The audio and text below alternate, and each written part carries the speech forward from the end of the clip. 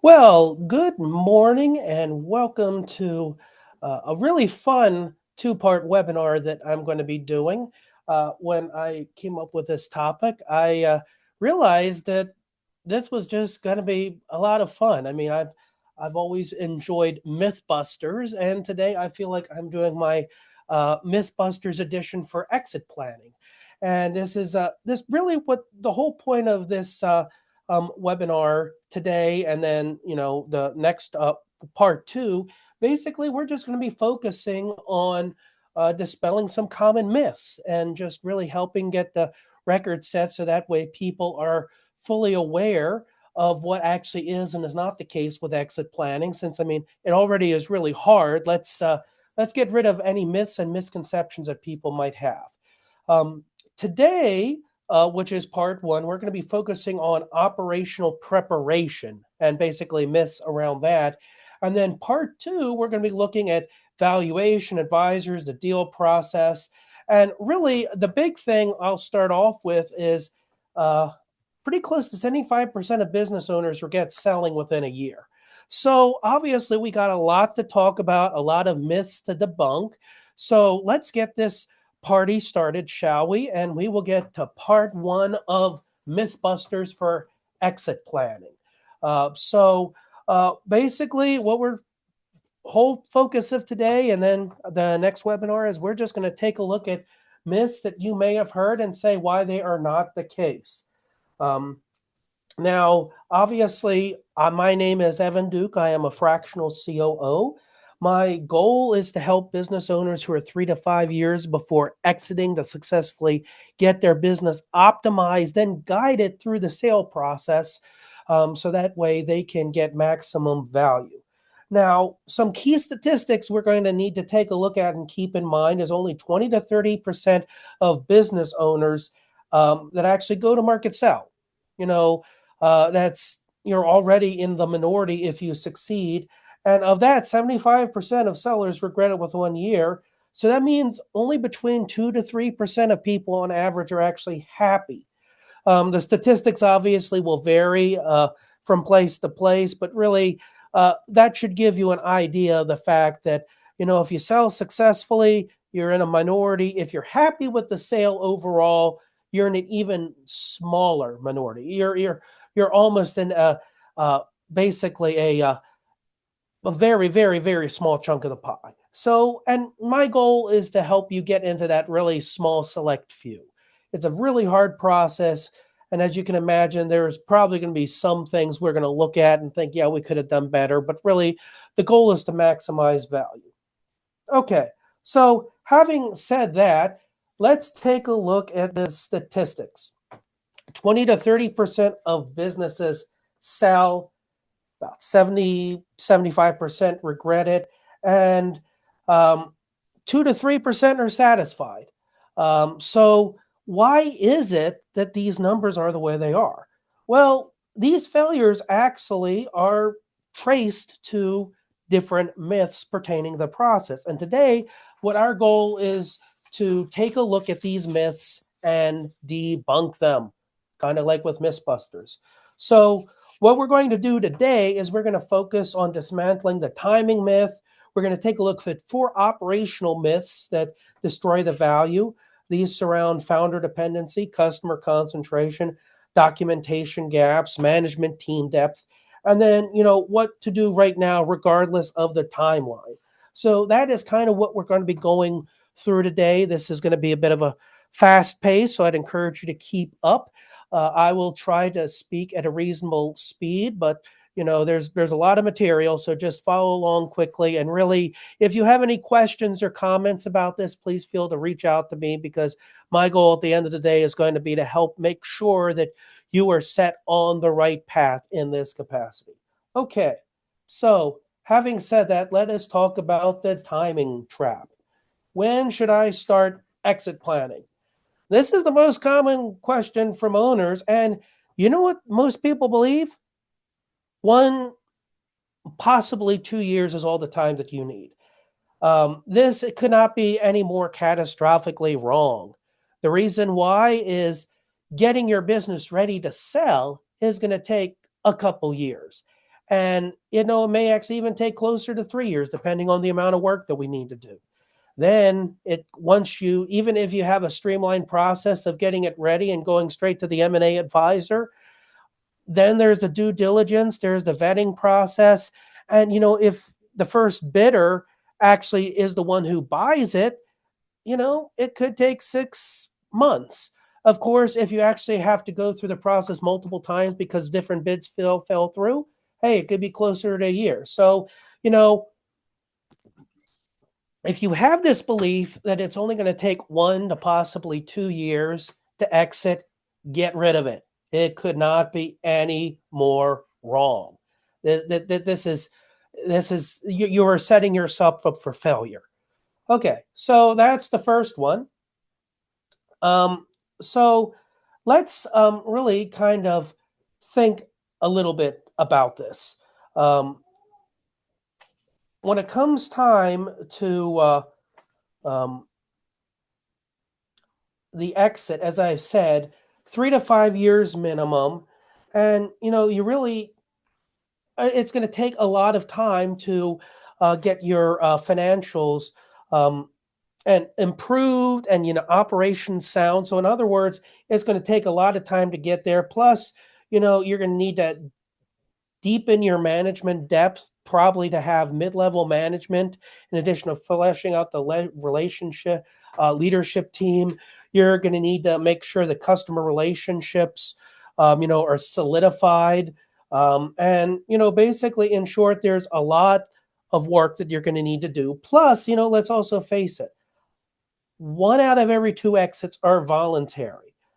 Death, disability, divorce, disagreement, distress, the 5 Ds. And you really can't choose the timing if you don't prepare. And the cost of delay, you're going to get about a 20 to 40% lower valuation. Okay, so I actually moved to the next slide a little too soon. We're going to take a quick look at founder dependency. This is another big myth, and that is that the business needs me, and because it needs me, that's why it's valuable. Well, guess what? We have an an exit planning, and that is, if you were valuable to your business is not valuable. So if you have a business that is such that you are indispensable to it, that's not a good thing. It's actually a very bad thing. It means that as soon as you leave, it's going to fall apart.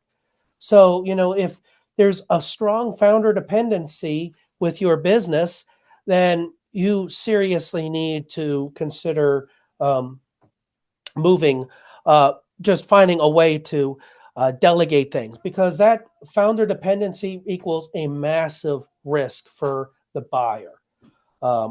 Now, let's take a look at this next next myth, customer concentration. You might be thinking, well, we have a huge enterprise client that accounts for, about 35% of our work.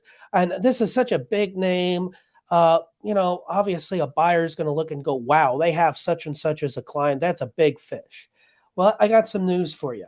Customer concentration is never a good thing. The reason why is because as soon as a buyer looks at it, they're not looking and thinking, okay, you got such and such as a big client.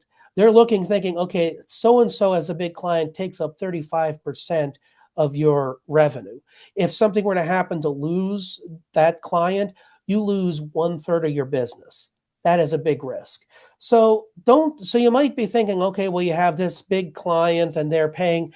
Well, again, customer concentration is a risk, and really, over 20% of revenue from one client, it's never a good thing.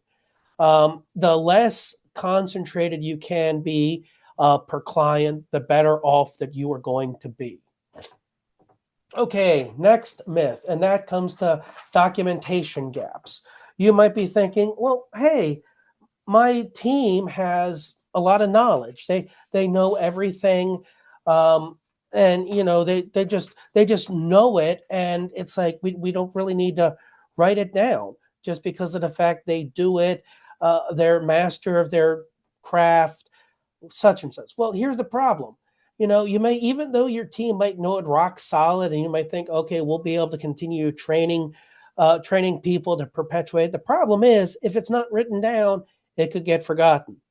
There's a reason why when people talk about oral traditions, we talk about how oral traditions historically are not, always terribly accurate. It's because if it's a story that gets passed down, that's how tall tales tend to get developed. So, you have tribal knowledge problems that result if you don't document things. And this is never a good situation. This is going to leave you vulnerable and in a situation that is not going to be good for you. Okay, management team. You might be looking at and thinking, okay, my management team is such that, hey, we really don't need that many leaders. We have a large business when it comes to, say, techs, and they're all great at what they do, and we have actually managed to minimize the amount of problems by having we're so efficient we really only need a couple of people in leadership. Great. However, that's not what most people are going to look at with approval. They're going to look at and think, okay, what happens when things go wrong? What happens when you have questions? Having a management team that is not, just overextended, and, is well distributed. Obviously you could be top heavy, but you need to really find a way to really hit some good medium ground. And that is likely not only fleshing out and having an appropriate sized C-suite for your business, but also making sure you have a really good, effective middle management team that can really, work as a go-between between the leadership and then the rest of your team. Okay, so here is the analysis. I'm not quite sure what happened with the bottom of this slide. I apologize. But, companies with high founder dependency face a 10% discount in valuation. We took a look at that myth and we debunked it. Now we're kind of getting a chance to see some cold, hard facts. And, for private firms, dependency on founders, look at how large that could be. And, that 100% discount, that's not meaning, okay, it's for free. That's meaning nobody's going to want to buy it. And basically, you essentially have to give it away. So, if you're dependent on if the business is fully dependent on you, as you can see, you're going to get a discount at some level. It could be an extreme discount. So really, just kind of coming back, looking at some of the data, it's like, no, this is definitely a bit of a problem. Okay, so we've taken a look at the operations. Here are some warning signs now that we've kind of dispelled with some myths. Okay, decision making. You're making all the decisions of your company. Fastest way to determine if this is a problem is go somewhere for 90 days. If within a week you find your team coming to you saying, look, we need you for decision making, it's clear that they are too dependent on you and you need to find a way to delegate things and either, empower people to be able to make the decisions or put structures in place so that way decision making can be made and you're not there. Key customers, hey, if you look at them and you see somebody who is taking up more than 20% of your customer concentration, you basically have that's a red flag, 20% or more. Ideally, the lower you can get with that number. Obviously, every business is going to have really large customers, but the smaller you can make that chunk of the pie, the better. Okay, management style. How does your team react? Are they waiting on you to give the command? Do they feel like they can actually make some or a lot of decisions without needing to go to you? That's key. I remember working with somebody once who, he never could understand why the team, why people struggle to make decisions. Well, part of the problem was he never empowered team members. And then when it came to decisions he didn't want to make or wanted somebody else to make, well, they really didn't feel the power to make them. So if you can find a way to empower your team's management style to understand areas that they can make decisions, and be clear that this almost always involves documentation. And if you're dealing with somebody who doesn't like to write things down, then obviously this is going to break apart really fast. Okay, daily operations. How heavily involved are you in daily operations? Do you occupy kind of like the bird's eye view? Or do you have to be involved with every single aspect of the process, supervising things with quality control? If you're giving any answer other than, okay, well, I can essentially sit at my desk and watch, and then maybe attend meetings and stuff. Anything other than you have a high level vantage point, you're way too involved. Now, our employee is always coming to you for answers and guidance. If they're not able to go to leadership, or if everybody has to come to you, big red flag. It means you just haven't got things properly distributed. And then vacation challenges. I remember working with somebody who liked to go on vacations rather regularly. He'd go away for a week and he'd turn his phone off, which, okay, I don't have a problem with that. But the problem is when he came back, everything was an absolute train wreck. And the reason why was because of the fact that, things simply could not exist without, him being there. I mean, so, so those are some warning signs based on the material that we've already covered. Okay. So what you need to be thinking about is transferable value. You have key relationships that, you're trying to transition from personal into institutional. You have a really good management depth. Again, not only the fully fleshed out leadership team, but also good middle level management. And then you have documented processes. So here's the thing. Buyers, 63% of buyers avoid high concentration. So if you have somebody who accounts for 30% of your business, that means you already have reduced your pool of potential buyers to 37% of all buyers. Now, 80% of value decreases with dependence, which means, hey, if you have a business that is heavily dependent on you, you've already cut it down to your business down to about 13% of the value it could be. So yes, that just really emphasizes just how you may think, okay, well, do I really need to bring on a fractional COO to help me get there? Well, the reality is, if you're not able to get your dependence basically reduced down to zero, then, well, yeah, I guess you could, but you're going to be losing a lot of the value. Okay. Companies with customer concentration risk above 30% face a significantly higher risk of bankruptcy. And this is again because of the fact that they're dependent on that client. If that one business goes, there goes a whole ton of business. And then, when you have a single customer representing more than 20% of a company's total revenue value, that's a financing red line. So I really hope this information is really emphasized the importance of, dispensing with a lot of these myths. Okay, so investment banking withdrew after two manufacturing businesses both lost major customers. Each of them represented over 50% of this revenue. So, think about that. Now, honestly, I'm actually surprised that the deal went that far. I mean, I would have thought, okay, this was a red flag, but, basically, obviously lost major customers indicated, okay, it's probably not, they were probably around 15 to 20%. So they added up to 50%. So really the emphasis is like, okay, if you want to become a sellable entity, you need to really, the way that you reduce your customer concentration risk is by growing your customer base. Okay, and here, when it comes to multiples, if you have a concentrated business, your multiples are going to be about half of what they could be.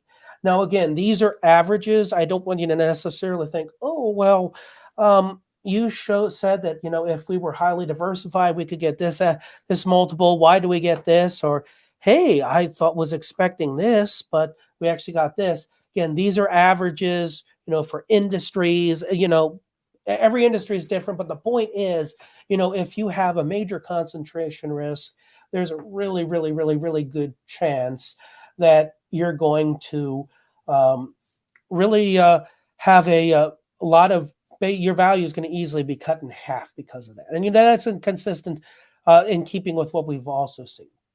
Now, diversification is something that you really, really, really should be trying to start on today and not be waiting until, the time of fractional comes in. And the reason why is it takes years. First, you got to build relationships by establishing key customer relationships, and it takes time. I mean, there's nothing that is no shortcut about it. Even in my business, when it comes to developing relationships, it takes a lot of time and effort, and you got to build those relationships.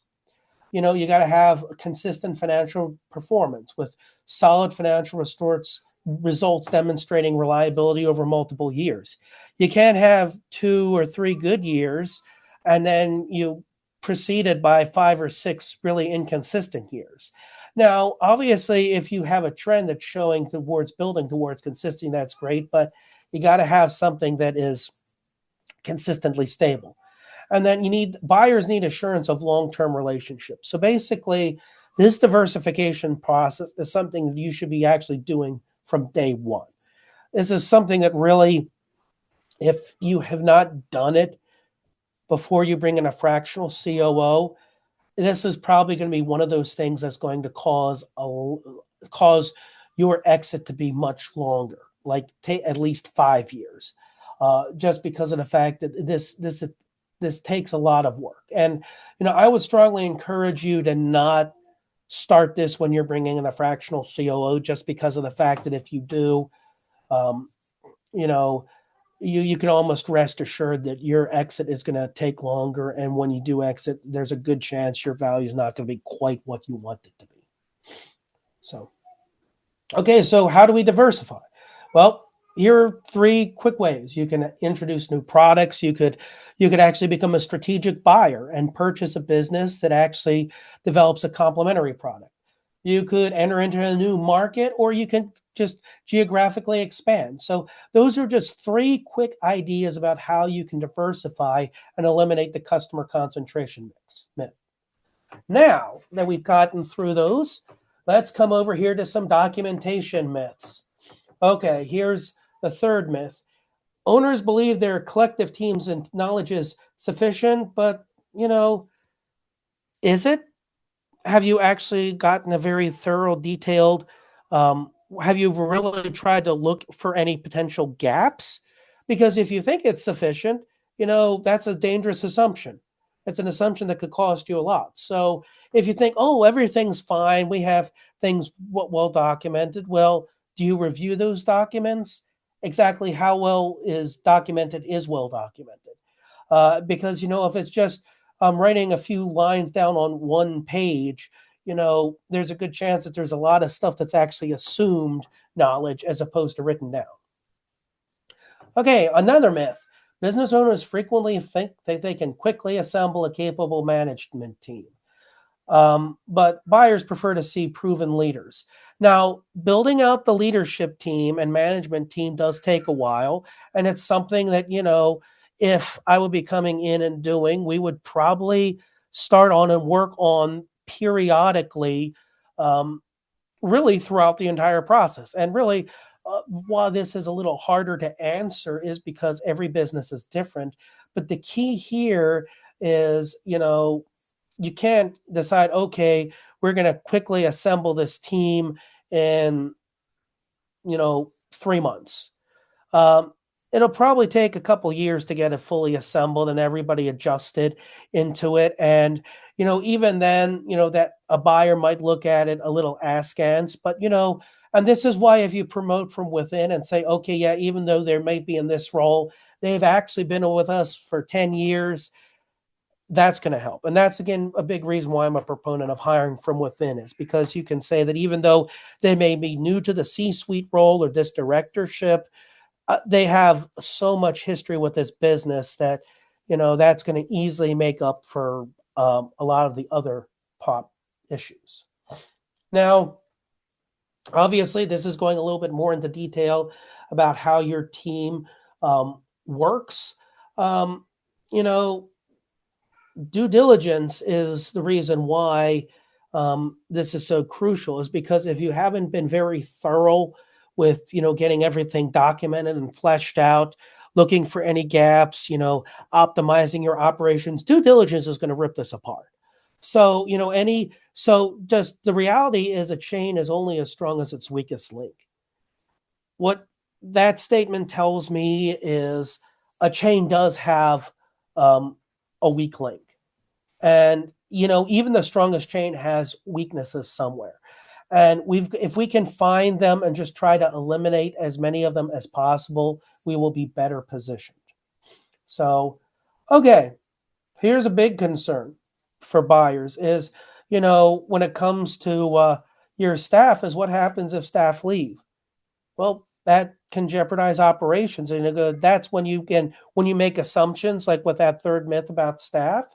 Well, I even remember watching or hearing a story about a business that lost $30 million in value because two key staff people left, and the result was a tremendous devaluation. So, when it comes to making assumptions about your staff, whether it's documentation or, if they're just going to stay put, that just be careful, just because of the fact that those assumptions can really come back to bite and bite hard. So, in undocumented environments, employees can spend an entire day each week searching for information. I worked in an organization like this, and I was able to get things systemized and set up, and it really saved a lot of time. But if you're not documenting things and you don't have things very clearly laid out, literally one day out of every work week is wasted in time. And with strong operating procedures, that can be a boost of up to 26% increase in business valuation. One of the things that I like to do is I like to be really thorough and detailed with our operating procedures, making sure processes are clearly laid out, as well as policies are written. And the reason why is because when it comes to business, you want to think as little as possible. That may sound like the most bizarre statement you have ever heard, but the reason why is because you do not want to be spending your time trying to think, okay, I did this, what do I need to do next? No, you need to just figure out what you need to do next, but with the procedures, and go boom, boom, boom. And if you can do that, that's the reason why value is increased, is because things are going to be so much more efficient. Okay, so what are the type of documentation requirements that are required? Well, for starters, all your essential processes and workflows, you need to have everything clearly laid out and clearly defined. Um, if a flow chart works best, a visible chart showing things, do that. If you prefer things written out, whatever it takes, the key is make sure that things are laid out clearly so that everybody knows, okay, we go from here to here to here to here. And then, policies and frameworks, like I just said, if you have a strong policy that addresses all of the issues in a certain area, you're going to save so much time, just because of the fact that it's like, okay, you can refer to it and like, okay, this is what we need to do in a situation like this, or this is what we need to do in a situation like this.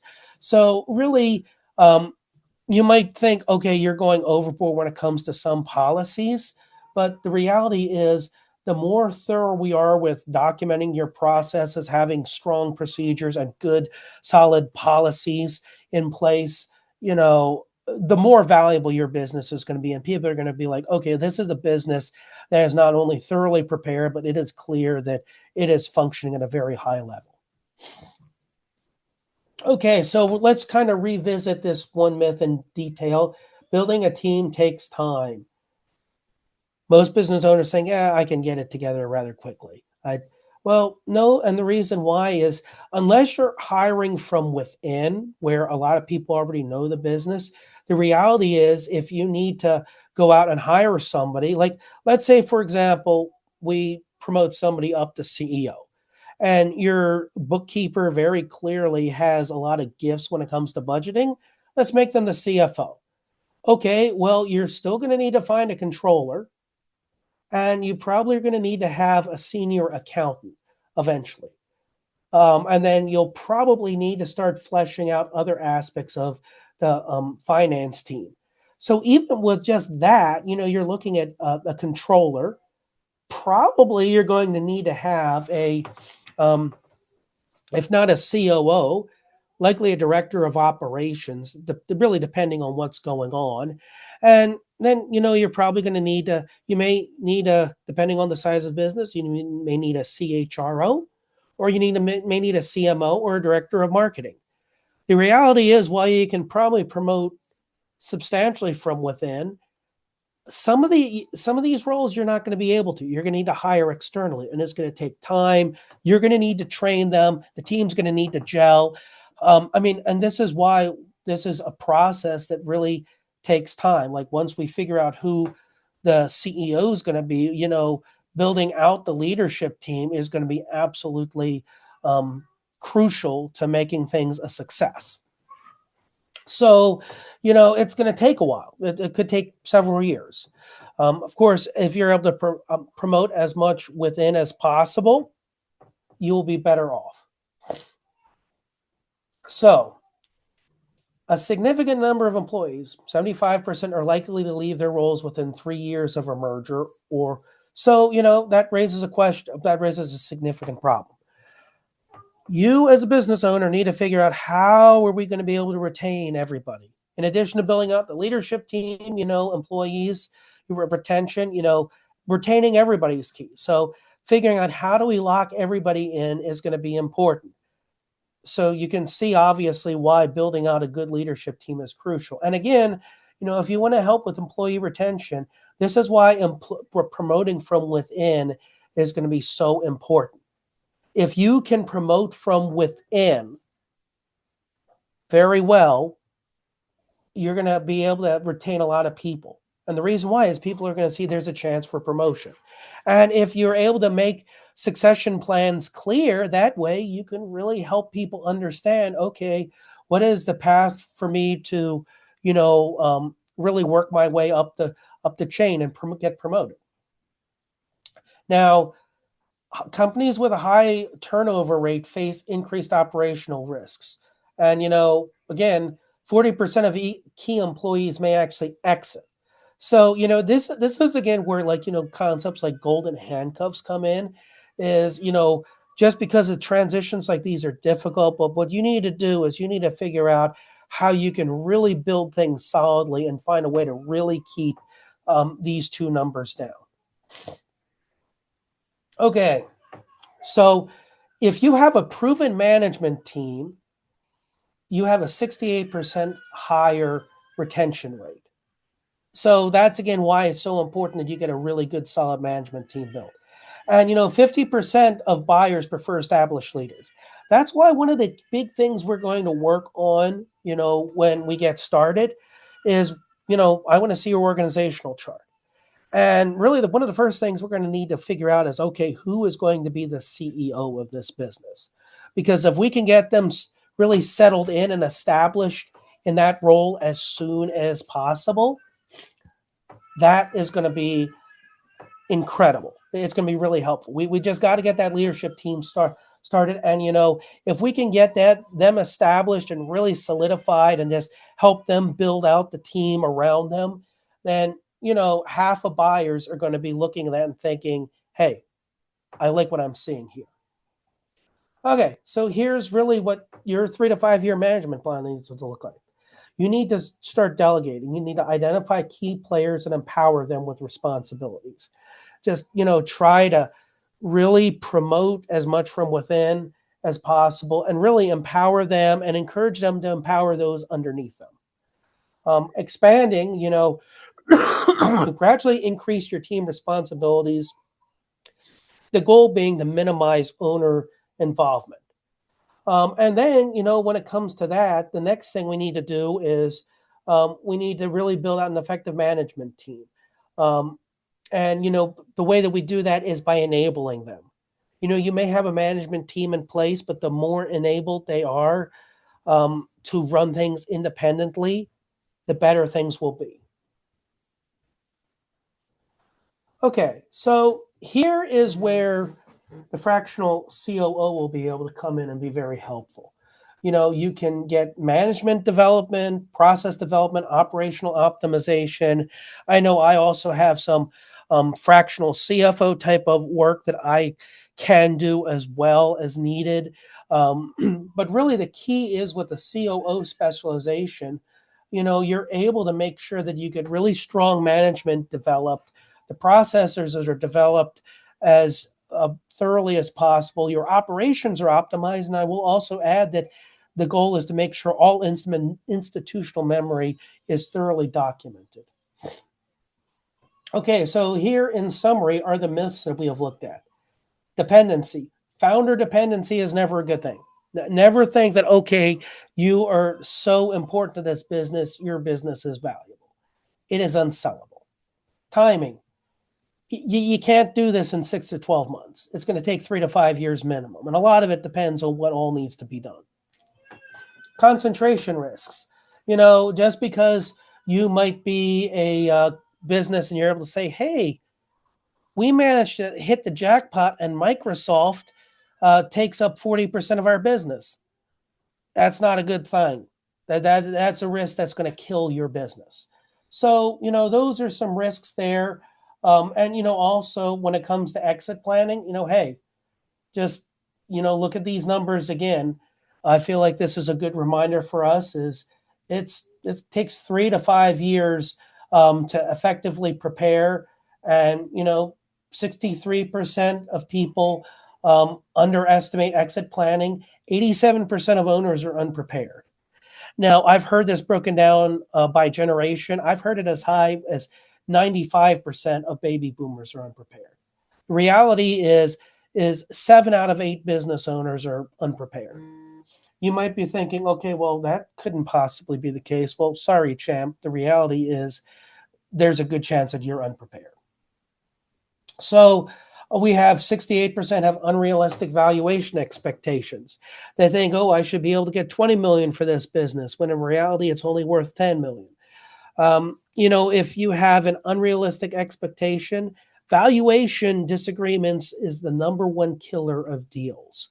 So if you don't have an appropriate perspective of what the value of your business is, there's a very good chance that any and all deals are going to fall apart. And then, 42% of all deals have hidden barriers in them. They collapse due to overlooked obstacles. So in short, if you want to make sure you're in the 32% of business owners who have realistic valuation expectations and the 58% who don't have hidden barriers in the deals, it's best that, get somebody to come in and really help you out with this. So here are some action steps. First thing, do a concentration audit. What is the largest size of your customer, of your largest customer? If it's above 20%, it requires attention. If it's over 30%, it's all hands on deck. We got to figure out a way to grow the customer base, because as of right now, that 30%, your business is likely not going to be sellable. Next step, dependency assessment. Can you walk away for 2 to 3 weeks without any problem? If you can, then, maybe try 4 to 5 and then up to 90 days. Very good chance that if you can't stay away for even 2 weeks without things falling apart, the business is too dependent on you. And here's the final thing, start now. Don't think, well, I'll get around to it tomorrow. Because again, remember the 5 Ds that we talked about earlier about what can cause you to exit? Well, you don't know if you're going to fall prey to one of those 5 Ds. So start now, so that way you can be successful and exit. So I'm going to kind of begin to wrap things up by saying that, as a fractional COO, you can leverage the expertise that, a fractional CFO has. And then to streamline your operations, we have strategic planning we can do, and we can do operational optimization. I'd love to talk with you and help you out. And I feel like there's a good chance that we would be able to work together. So what I want us to do here is I want us to really just stop and think about all the myths that we've addressed. And the importance here is, this is, if I were to leave you with one takeaway, it was this, that you need to be focused on this process taking at least 3 to 5 years to prepare effectively. You should start trying to eliminate any customer concentration risks as soon as possible, essentially even day one if you can. And then just realize this is going to be a hard process and you're going to have to do your best. And even if you do your best, you may not get as good of a result as you would like. So I would like to conclude part one of this webinar with my contact information. If you would like to take advantage of what I have to offer, I'd love to sit down and talk with you and really help you out. And otherwise, I look forward to hearing from you all and look forward to meeting with everybody in part two of this webinar on myths. So thank you all for your time and have a wonderful day.